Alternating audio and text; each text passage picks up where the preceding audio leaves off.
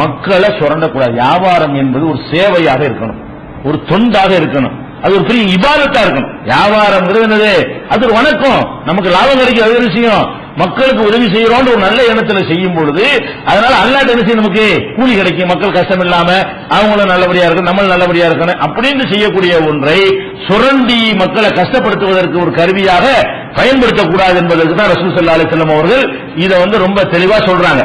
அதனால பதுக்கல கூட அல்லி ஹத்திகா மணிஹத்தகர ஹாத்திமுன், யார் ஒருத்தன் பதுக்குறானோ அவன் பாவி. பதுக்க கூடாது. பதுக்குறேன்னா நீ ஒரு வியாபாரியா இருக்கிறீங்க, வியாபாரியா இருக்கும்போது நிறைய சரக்கு, பதுக்கன்னா என்னோட அர்த்தம் நிறைய பேர் வழங்க மாட்டேங்குது. நிறைய சரக்கு வச்சிருந்தா அதுக்கு பேர் பதுக்கல் கிடையாது. ஒரு பெரிய ஹோல்சேல் வியாபாரின்னா சீனி 1000 மூட்டை வச்சிருப்பான், மல்லி 1000 மூட்டை வச்சிருப்பான், தோரம் பருப்பு 2000 மூட்டை வச்சிருப்பான். அது பதுக்கலா? ரொம்ப வச்சிருந்தா பதுக்கல் கிடையாதுங்க. பதுக்கல்னா என்ன தெரியுமா? நம்ம வாங்கி வைத்துக் கொண்டு கேட்கிறவனுக்கு இல்லைன்னு சொல்லி விலை ஏறின பிறகு விற்கிறது பேர் பதுக்கல்.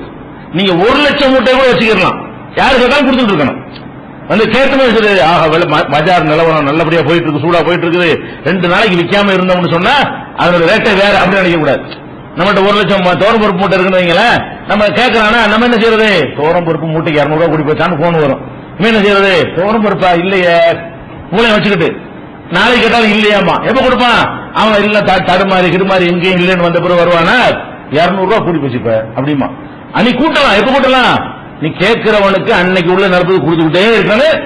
அதுக்கு பிறகு மிஞ்சினா நீ கூட்டிக்க. மார்க்கெட் யாருன்னா கூட்டுற மார்க்கெட் நிலவரத்துக்கு என்ன குறைஞ்ச அவனு 1000 ரூபாய் மூட்டை 300 ரூபாய் போச்சுன்னா நீ 1000 ரூபாய் சொல்லிட்டு வச்சுட்டு இருக்க முடியுமா? எவனோ வாங்குவானா? குறைச்சுதான் ஆகணும். விலை குறைந்தால் வியாபாரி குறைச்சுதான் கொடுத்தாகணும். விலை ஏறினால் அவன் லாபத்தை அடைஞ்சது, இது குற்றமெல்லாம் கிடையாது. ஏறினா அடைஞ்சிக்கிறோம், இறங்கினா அவன் நஷ்டப்படுவான். அது பேலன்ஸ் சேர்க்கிறோம். வருஷ கடைசியில் பார்க்கும்போது என்ன செஞ்சிடறேன், 2 பேரும் இறங்கணும் 2 பேரும் ஏறணும் சேர்ந்து தேவையாய் கரெக்டான ஒரு வியாபாரம் ஆயிக்கணும். அது தப்பு கிடையாது. ஆனா பதுக்கல்ங்கிற என்னன்னு கேட்டா சரக்கை வைத்துக் கொண்டு தேவைப்படும் போது இல்லைன்னு சொல்வது. நீ 10 கிலோ சீனியை வச்சுக்க, விலை ஏறி போச்சுக்கிறான், தீக்கிற வைக்காம 10 கிலோ, அது நீ பதுக்கலாயிரும். 10,000 மூட்டை வச்சாலும் பதுக்கல் இல்லாம போயிடும். நீ 10 கிலோ சீனி வச்சிருக்க கடையில, விலை ஏறி போச்சுன்னு தெரியுது, 1 கிலோவுக்கு 5 ரூபாய் ஏறிச்சு, 50 ரூபாய் கிடைக்குமே, சீனி இருக்கா? சீனி இல்லையே, நீ பதுக்குற. ரொம்ப இருக்கிற அவசியம் கிடையாது. பதுக்கல்ங்கிறது தேவைப்படும் போது வச்சுக்கிட்டு இல்லைங்க கூடாது. எந்த பொருள் நம்மள்ட்ட இருக்குதோ மார்க்கெட்ல வியாபாரின்னா நீ என்ன பொறுப்பை சுமந்து இருக்கிற, என்கிட்ட இருக்கிறத நான் மறைக்காம விற்பேன். ரசூலுல்லாஹ் தான சொல்றாங்க, பொய் சொல்வார்களே ஆனால் மறைத்தார்களே ஆனால், இதுவும் மறைக்கிறது தானே. சரக்குடைய தரத்தை மறைக்கிறது மட்டும் மறைக்கிறது இல்லைங்க. வியாபாரிகள் உண்மை சொல்லி ஒழுங்கா நடப்பார்களே ஆனால் பறக்கத் செய்யப்படும். பொய் சொல்லி மறைப்பார்களே ஆனால் பறக்கத்து எடுபட்டு போயிருங்கிறாங்களே. உங்ககிட்ட இருக்குல்ல சரக்கு, இந்த சோப்பு இருக்கான்னு உன்கிட்ட கேட்கறான், அந்த சோப்பு தட்டுப்பாடா இருந்துட்டு போது, உன்கிட்ட இருக்குல்ல, இருக்குந்தா வச்சுக்க.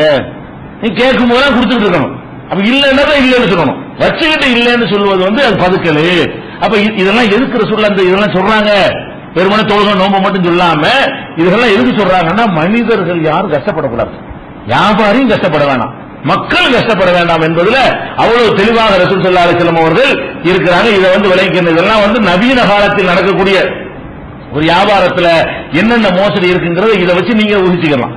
புதுசா எந்த வியாபாரம் வந்தாலும் சரி, இது மக்களுக்கு இடைஞ்சல் தருதா, மக்களுக்கு சிரமம் தருதா, மக்களுக்கு விலையை ஏற்றி விடுதா, மக்களை ஏமாத்துதா, உள்ளுக்கு மோசடி இருக்குதா, பிராட் இருக்குதா, புரோக்கர் நுழைஞ்சில ஏமாத்துறானா, இந்த அம்சங்கள் எந்த தொழில இருந்தாலும் சரி ஹலாலான முறையில் சம்பாதிக்க நினைக்கிற ஒரு முஸ்லிம் அதை செய்யக்கூடாது.